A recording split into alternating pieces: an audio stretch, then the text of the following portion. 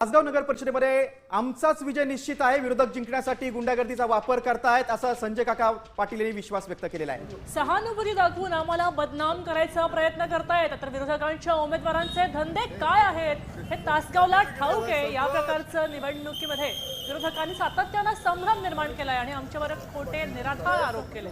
संजय काका पाटील यांनी विजयाचा विश्वास व्यक्त केलेला आहे, मात्र त्यांनी विरोधकांवर हल्लाबोल केला, आम्हाला बदनाम करण्याचा प्रयत्न चालू आहे असा आरोप केलेला आहे।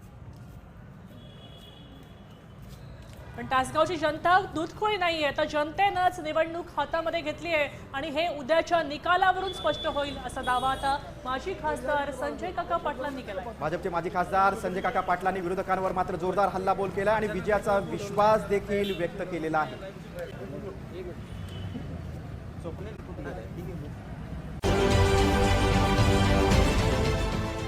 देश विदेशातील प्रत्येक घडामोडींचे लाईव्ह अपडेट मिळवण्यासाठी आता साम टीव्हीच्या सर्व सोशल मीडिया प्लॅटफॉर्मला लाईक, फॉलो आणि सबस्क्राईब करा। तसंच सर्व नोटिफिकेशनसाठी बेल आयकॉन प्रेस करायला विसरू नका।